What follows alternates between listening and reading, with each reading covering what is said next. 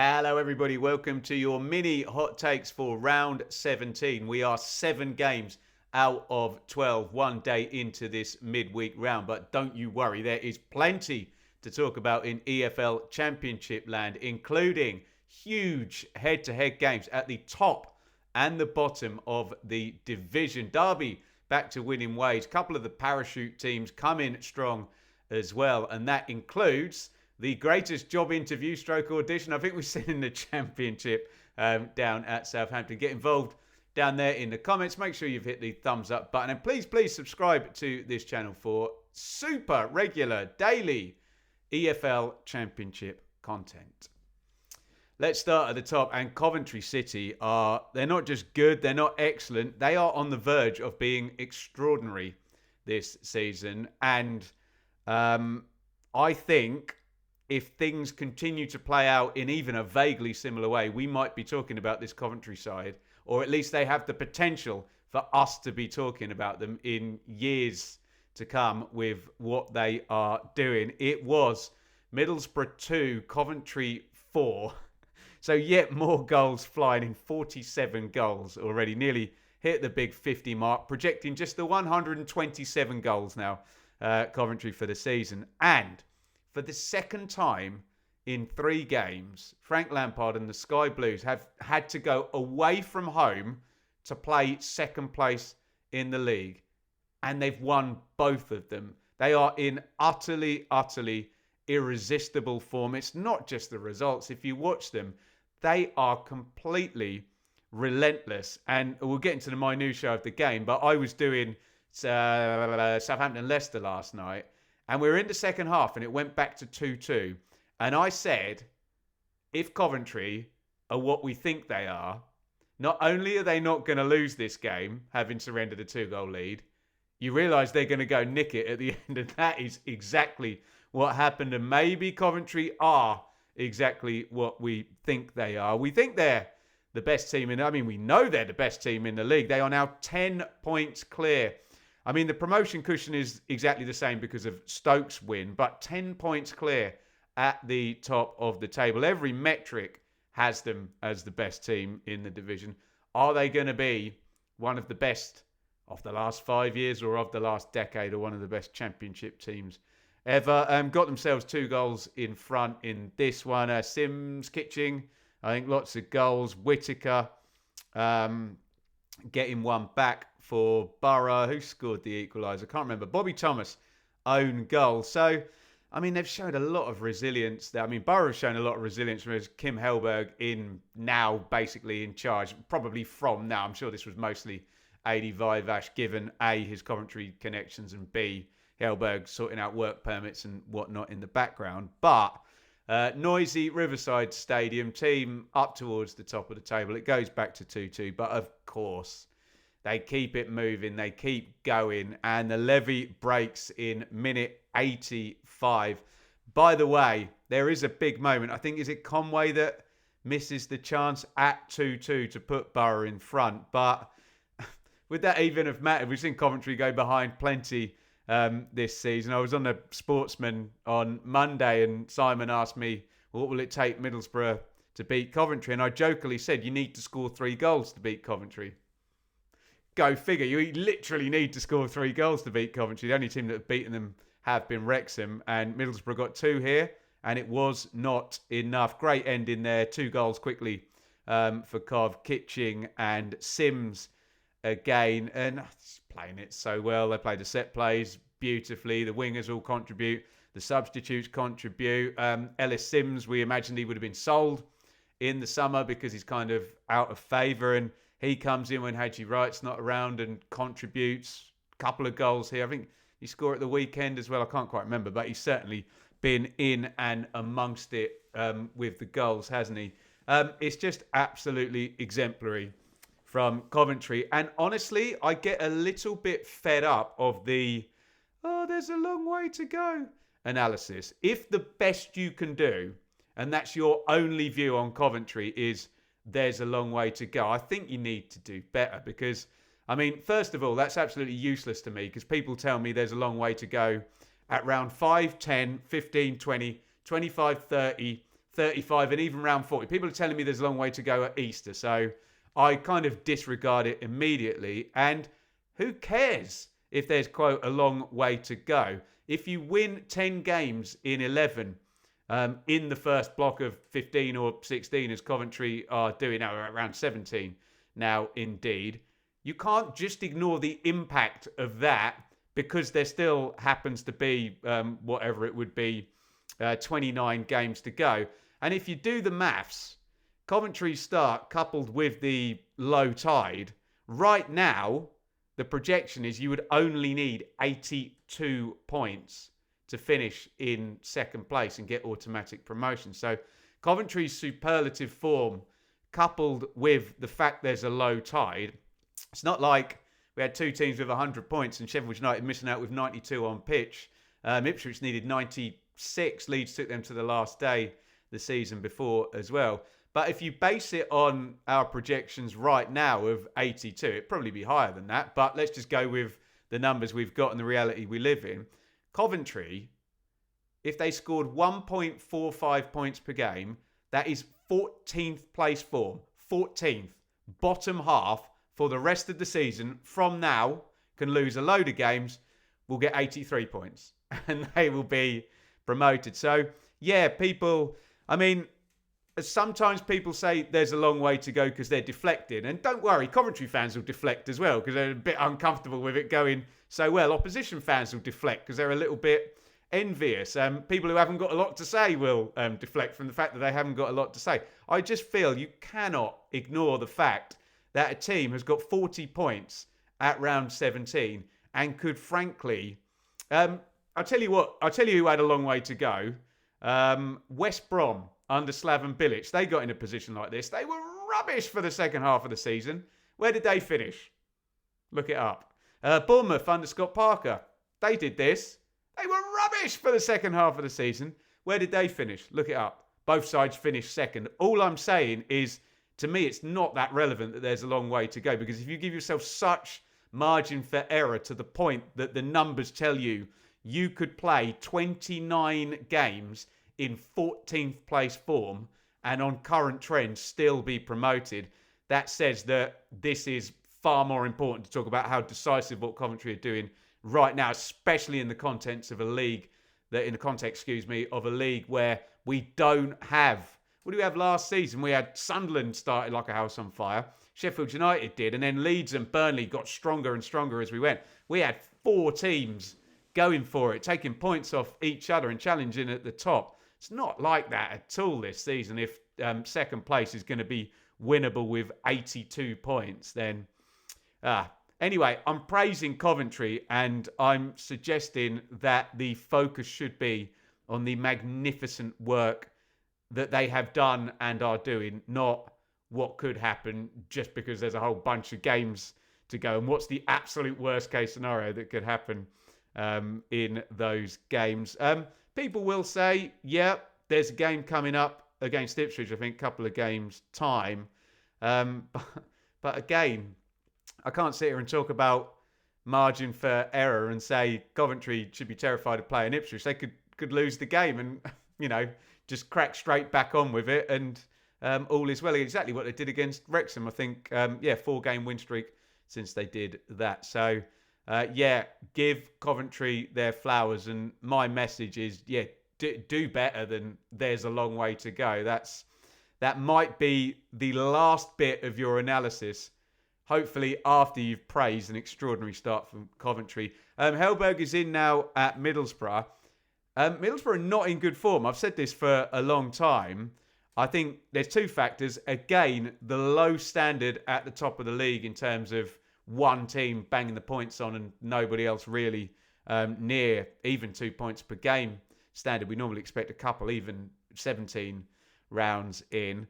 And couple that with Middlesbrough had a very, very good start, didn't they?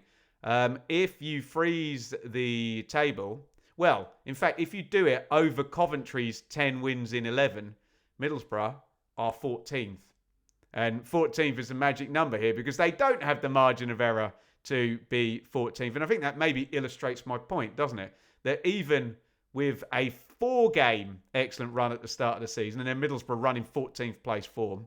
They're still in 3rd place, and obviously they went into this game in 2nd. But we do need to see something from Kim Hellberg to start moving this in the right direction, because, yeah, if over the next 11 games Boro only win 3 games, then, you know, it's going to be tricky to stay in those playoff spots, isn't it?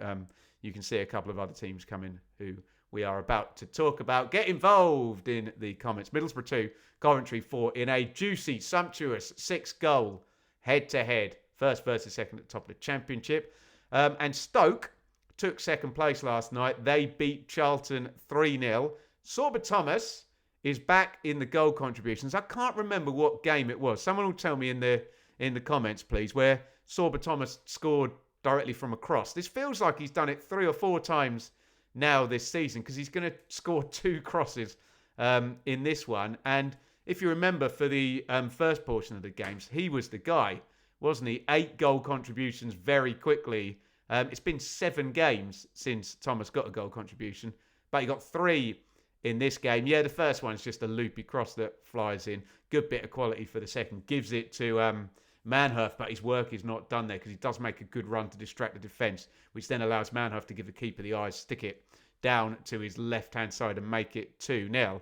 And Charlton just probably wondering what's hit them, because they got tidal waved, didn't they, by Southampton at the weekend, and they're 2 down in 5 minutes in this one. And Nathan Jones was quite critical of his side for then just basically sitting in, and it was a training session of, you know, don't get caught out too much. And then Thomas, is poor from Kaminsky, isn't it? Curls the cross in through the keeper's hands. I suppose the good news for Stoke is that despite losing their last 2 games, they don't draw. And that means they've got 4 wins in 6. So you have a 6-game period where you've actually lost 2 games, but you've still scored 12 points. The no drawing thing goes back 8 games now. So, yeah, 5 wins and 3 draws in 8. Sorry, 5 wins and 3 losses in 8. That'll do for you. You win 5 out of every 8 games, you'll be right up at the top of the table. Don't you worry about that. You can lose plenty. Draws can kill you, particularly in a high-level promotion race. Coventry are high level, but we don't think the race for 2nd place so far has been too high level this season. That is also clean sheet number 7 for Stoke and Mark Robins. Nobody in the Championship has more clean sheets than that. So well done, Stoke. And given what I've said about Middlesbrough trending down, I mean, Stoke might have their eyes on Ipswich, who we're going to talk about in a minute. But yeah, they look a much better bet for 2nd than Middlesbrough do, as we've said. 14th place form over 11 games for the Borough.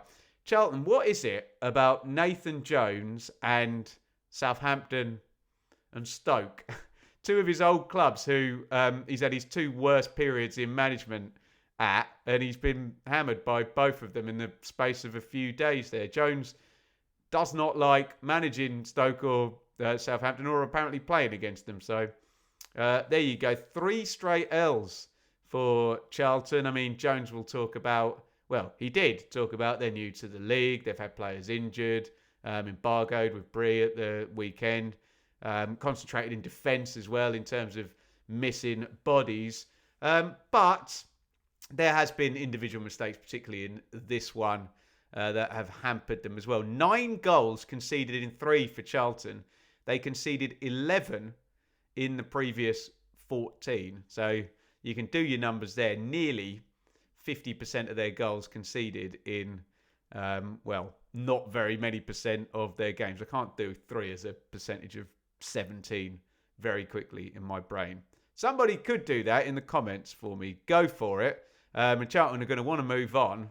They've got a Coventry on Saturday as well. Stoke 3, Charlton 0. Ipswich Town are 4th in the EFL Championship.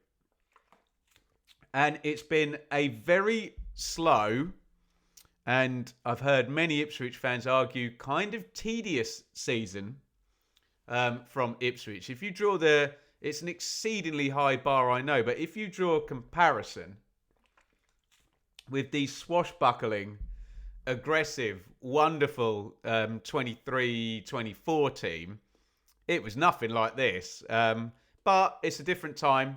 it's a different place. And Ipswich now are building another team, and everyone's seeing them coming. They have the year one parachute payment. They have the super duper hyped up squad, and teams are more inclined to sit back and try and stop them. However, away from home, that has been slightly different. That's a third straight away win for Ipswich, which was Hull 0, Ipswich 2. And we thought Hull might be a good opponent for Town, given they are exceedingly open. Hull looked like Ipswich sputtered, and there will be a Blue Monday show on this tonight. You can check that out with the guys. I think 0.05 XG and no shots on target from Ipswich in the first half. And this on the back of a 0-0 draw against Wrexham. So still a big sense of Ipswich looking toothless and not really getting things moving. And we've said it before, haven't we, about Ipswich this season, about year one parachute squads at large, that in this churn, in the 3-game weeks, through the winter, 46-game schedule, sometimes these games just get won by the bench, don't they? And it looked like Ipswich really, really picked up second half, and you got the legs of Taylor on 46, and then still at 0-0, Philogene, Akpom, and Egerly come in. So, you know, I don't really need to give you it's the Championship's most expensive player ever, a former Golden Boot winner, and Philogene, a bit of a cheat code really, since he was at Hull. And he gets an assist pretty much immediately. Nunes heads it in. Akpom, looking suspiciously offside, I have to say, makes it 2-0 4 minutes later. And this idea that Ipswich are just kind of churning it out. It's a lovely luxury to have, isn't it? To have a great squad and stronger options than, 99% of the other teams in the Championship, whilst you're learning your pattern of play. And I mean, you can look upon it as if your glass is half full, you can say, okay, well, not necessarily playing well or anywhere near their potential ceiling, given the type of football we've seen Kieran McKenna produce before, but moving very, very much in the right direction into the top 4 now. And remember, it's a busy schedule, but Ipswich do have a game in hand that is going to be next midweek up at Blackburn after that rain debacle back a couple of months ago. And it was prophetic words from Kieran McKenna, wasn't it, when he said at the closing of the transfer window, and I get it, he said, our season starts now, 24 points in 12 since the transfer window closed. So there's your 2 points per game, and there is your promotion push, in spite of the poor start before then. So Ipswich in good nick, but it's, if you make a very direct comparison, I think, were they the same season? No. I'm thinking Fulham under Marco Silva and Sheffield United under Paul Heckingbottom. No, it was Burnley who won it that season.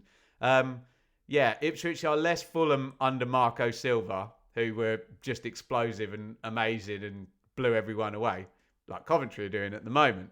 But we can't credit them with that. They've got to do the whole season for me to mention them in that breath of Mitrovic and Carvalho and Wilson and Cabano and etc. etc. Ipswich are more like Heckingbottom, Sheffield United, who just chugged along into second place that season behind Burnley, who I think got the 100 points then. And you take it, wouldn't you, if you're an Ipswich fan, spoilt by the double promotion and that type of football. Yeah, just get it done this season, I think. Hull back-to-back losses. 3 losses in 4 as well, which is obviously a poor run. 11th game this season with 2 or more goals conceded. So from my point of view as a neutral, I love Hull because there's loads of goals in their game. I like Hughes, I like Gelhardt. If you're a Hull fan, you might prefer it. I mean, they're right up the league and they've got minus goal difference, which says a lot. 29 conceded for 8th place. Maybe, I mean, you tell me if you're a Hull fan, do you want it to just be a little bit more solid and predictable rather than out there? But hey, it's supposed to be fun. It's supposed to be entertaining. Hull are definitely that, but they went under 2-0 to Ipswich. It was Watford 1, Preston 1 at the Vic. And I think Preston are going to be much the happy with the point here, going away from home at a place, Watford, where, I mean, I was going to say Watford good at home, but they're pretty decent side. I'm quite enjoying Watford as my sort of dark horse fun team at the moment, who, if things progress and work out in the right way, could make a little steady, slow push up towards that 6th place spot. Currently 12th, Watford. Preston slipping slightly, like I say, easy for me to say. No clean sheet in 4. It's a lovely goal.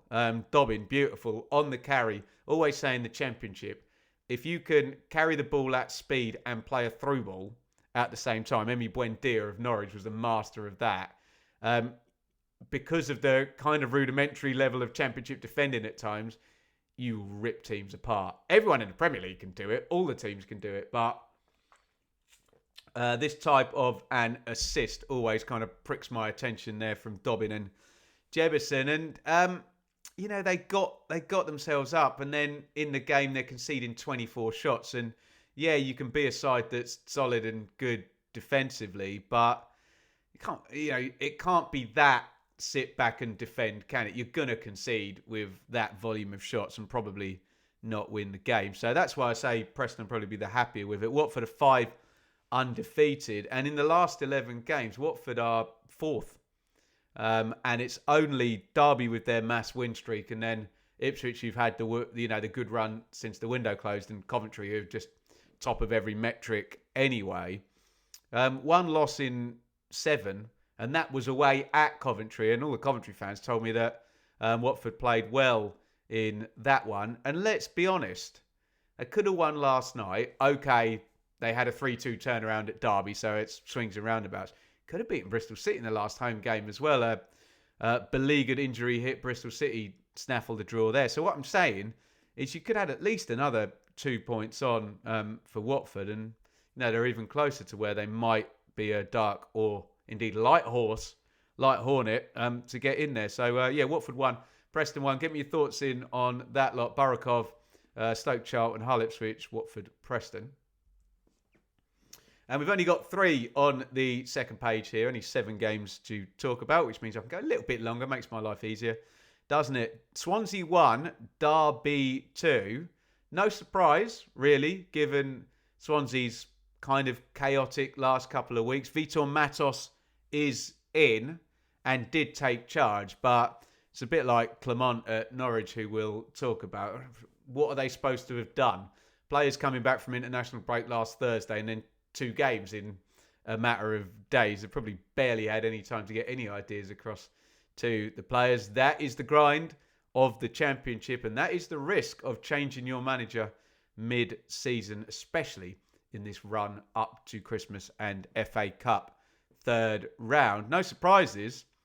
No Morris either for Derby, who's been the talisman. But those Derby wing-backs, they play in such a pronounced way, Derby. It's so clear what they're trying to do and simple. And I mean that in the best way possible. And Elder and Ward. I mean, Ward is all over both goals. He scores the first one from an Elder cross. And then they just keep such a nice solid shape, don't they, with the back 3, and the midfielders invariably just sit there, don't they? That those wing-backs can really get forward and do damage, either crossing the ball in or getting narrow like Ward does for the second goal. And swept in by the big guy, Salverson, to make it 2-0. And, yeah, it's excellent from Derby. The only thing I will say is, every time I hear them win, Eustace says, we changed this and that at half-time and we improved in the second half. And I'm like, why don't you do that from the beginning, John? You know, you're doing really, really well, but you keep telling me this and that. Maybe he's just putting over his own tactical acumen at half-time. But, hey, he certainly gets the best out of teams in the Championship, Eustace. And when you've been on a winning streak, very much like Coventry did when they lost at Wrexham, just get straight back on it. And now we're sat here saying 6 wins in 7 rather than win streak over.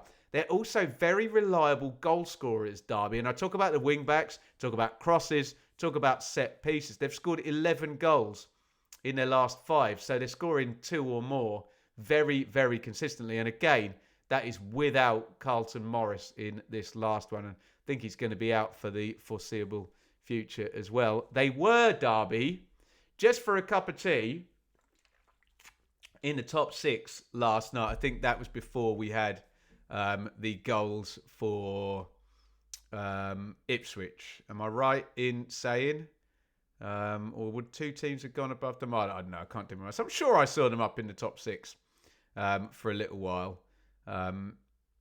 But yeah, they're currently 7th, and yeah, everyone is sort of prone to overtakes tonight with Millwall and Birmingham in action, who could challenge the top of the table there. And challenging the top of the table is what Derby looked like doing. Swansea, yeah, it's a mess that needs clearing up, doesn't it? Matos is in. It's 4 losses in a row. 1 win in 9, and it was against Norwich, who are stinking to high heaven at the moment. In those last 9 games, only Norwich and Sheffield Wednesday have been worse. So the trend is alarming for Swansea. Matos speaks very well. All football managers speak well. They'll all tell you exactly what needs doing and how they're going to do it. It's it happening. It's the players picking up on that and them transmitting the messages and the players executing. That's always the issue. So concerns continue for Swansea.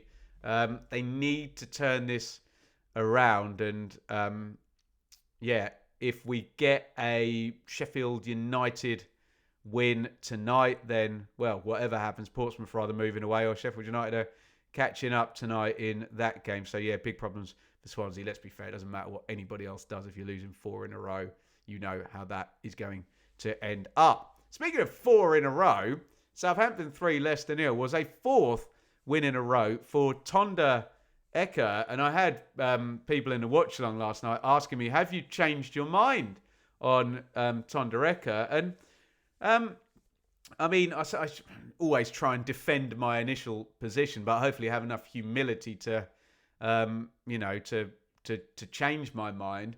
My broad point on Eka at Southampton is that, as a rule, I never really like it when we see somebody on the staff promoted to do the job if they were already in the staff after somebody gets sacked. But maybe Eckert's the exception. He was doing the under-21s. It's not like the assistant manager taking the job. That never works. And, I mean, how can you not suggest that Eckert should get the job? Because you could bring somebody in who was not capable of winning 4 championship games in a row. And we've got evidence that Tonda Eka is capable of winning 4 championship games in a row because he's done it.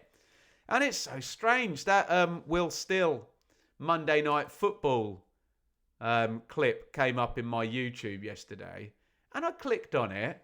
And again, I'll reiterate what I said about Vitor Matos. All football managers talk well. They all sound super smart when they're talking about the game. And Will Still sounds really smart. But obviously, there was some barrier, communicating or personality or, I don't know, complication versus simplicity.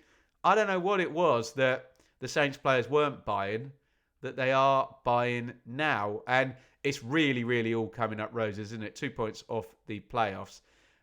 So that's the only narrative in town is if and when does Eckert just get the job as Southampton manager. If you look at the other hires that have been made with Kim Helberg going to Middlesbrough, Philippe Clement to Norwich and Vitor Matos to Swansea, it feels in line with all of those hires, doesn't it? So, yeah, I am at the point where I think he probably should get the job, shouldn't he?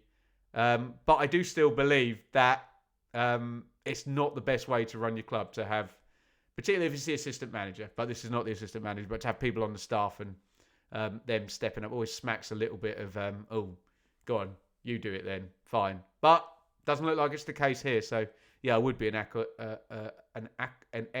and I can't even think what I'm trying to say. I would be an advocate of Eckert, Jesus Christ, getting the job. Leicester, I do think you can make a luck and a game state argument for this one. Look, Southampton deserved the win, but the first goal from Harwood Bellis looks offside, doesn't it? The second goal, there could have been a free kick, and then they get counter-attacked very quickly. Then the 18-year-old left-back dives in for a second yellow card, and it's red, and the game's gone. Marty Cifuentes would argue, well, what am I supposed to do with that?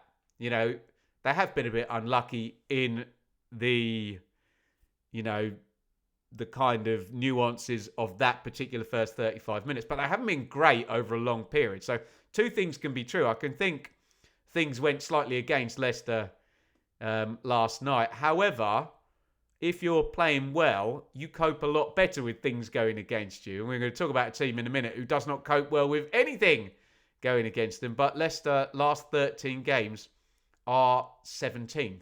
And that could actually get worse, I think, tonight if we get a Sheffield United victory. So, yeah, I do think game state and a little bit of luck went against them last night. But then I also think that it's true that they're just not in a position at the moment to fight against things like that and just brush it off and go ahead and win. And they just look a little bit plodding, don't they? Fass and Vestergaard and Winks and Skip, who are all incredibly solid, but then being asked to play in a kind of solid way. And I don't know, just looks a bit blur to me at the moment for Leicester. And they've got such exciting players like Mavididi and Fatawu and James up ahead of them that could Party Marty be serving up something better? You tell me in the comments. Southampton 3, Leicester 0. Finally, Norwich 1, Oxford 1.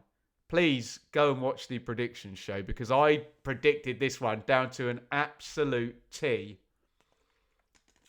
And we've said about Norwich this season and at the moment that it feels like they need to be 2 goals ahead, the opponent down to 10 men, and there to be only 15 minutes remaining for them to be able to see out a game. They just are the most fragile, lacking resilience team, lacking confidence. It does prove how much of football is a mental game, because watch this game and take the mental side out of it and, you know, look at the stats, look at what happened. They should win the game, shouldn't they? But the way things are now, and the way things have been, particularly at Carrow Road, and that level of anxiety, you probably don't even notice yourself doing it. But just as that clock's ticking down and you're a Norwich player, instinctively you've moved back a couple of metres too far. You've released the ball slightly too quickly. You've chosen the slightly easier pass. And all these things compound when a side has zero confidence. And Norwich are just finding way after way to not win a game. And Makama got them in front in this, and it was a 95th minute equaliser. And you can feel a stadium sometimes, even when through the hard camera when you're watching on TV, and you can see those Norwich fans were like, yep, of course they've scored in the 95th minutes. That's what's happening this season. Who swept that one home? Krastev for Oxford. And yeah, it's just brutal for Norwich at the moment. For Oxford, it's a vital goal, which keeps the gap 5 points between Norwich and Oxford. And obviously it was down to 2 points with 94 minutes gone, and then all went the other way in the 95th minute. To quote the great David Brent, is that really the real quiz though? Because I don't think Oxford at the moment really want to be tracking success or failure against how far they are away from Norwich, because Norwich have been abjectly, awfully hopeless, and Oxford are still projecting at under a point per game, and they've only won 3 games, so only Norwich and Sheffield Wednesday have won fewer games than Oxford. And yeah, it's one thing keeping Norwich at arm's length, but if Norwich stay where they are and don't improve, that could be irrelevant, because Sheffield United, even tonight, can just move past Oxford, and then, you know, you got problems there. So it's good for Oxford that they don't lose that many games in terms of the 8. I mean, Blackburn have lost 8 and they're 4 points up ahead. West Brom have lost 7, so only 1 more, and, you know, they're up in 17th on 21 points. It's the absence of wins. You can't draw yourself to safety unless there's going to be a really, really low tide and stay up with 41 points or something like that. But yeah, so there is still worries with Oxford, but it's not a bad trick, is it, to be hard to beat? And just in the micro there last night, when you're losing at Norwich, just draw the game, just get out of there and don't lose. And that's what Oxford did. And for Norwich, what do you say? Because it is all mentality now. And God, we saw Clement, the new manager. Who did he hook after he brought on? So he brings on Jurasek in the 75th minute, and then he subs him back off in the 92nd minute. And I mean, that's aggressive, isn't it, from Clement? But he's just very clearly saying to the Norwich players, look, you guys suck at the moment. You really suck. You've got 10 points in 17 games. If you're going to suck in front of my face, I'm just going to take you out of the team and off the pitch. And it's a bit embarrassing, obviously, for Jurasek to be subbed on and off. It's always a little bit of a, pie in the face. But hey, as a Norwich fan, you want to see some fight from the players. Well, you're getting some from the manager then, because that is ballsy. What I will say is you do have to be very, very careful if you've got fragile players. Yes, the tough love thing might work, but it can also, you can lose the dressing room very, very quickly if those players are of a mentality where they need cuddling and their hair stroking every 3 seconds. So you've got to be a bit careful. But Philippe Clement, I assume, knows what he's doing. And the maths is just awful for Norwich. We run the reverse argument for Coventry of the there's a long way to go thing. But yeah, there is a long way to go. And where we are with Norwich now, so say it's 46 points per game. So 46 points, so 1 point per game over the season to survive. Might not be. Might be higher than that. Has been the last couple of seasons. Might be lower than that. Sheffield Wednesday's minus might drag it down in the Squidge League table. I don't know. Let's say 46 for the sake of argument, which would mean Norwich would need another 36 points from 29 games. So from now to the end of the season, pretty much for a 50-50 chance. You think right now, 46 points is a 50-50 chance of survival, isn't it? They need to be in 16th place form. So at the moment, they're, other than Sheffield Wednesday, who have got all kinds of issues, they're the worst team in the league. And they've all of a sudden got to not be a bottom 8 team for the rest of the season from now to get to 46, which may or may not keep them up. So this is the point. It does need to be a pronounced change. And I know I ranted and raved about it on the piece about Coventry earlier in the video, but it's not much use just telling me that there's lots of games to go. It's what happens in those games and what's likely to happen in those games and what conclusions are we drawing. And I think people also forget when they're just telling me it's a long way to go that there's 23 other teams playing every week trying to score points and trying to stop every other team winning. And it's not just about Norwich, for example, having a nice run where they win 6 out of 10 and just move nicely clear and, up towards the 30-point mark. It's not that straightforward, is it? And nothing has been straightforward for Norwich this season, and they really, really needed that win last night, and they conceded in the 95th minute.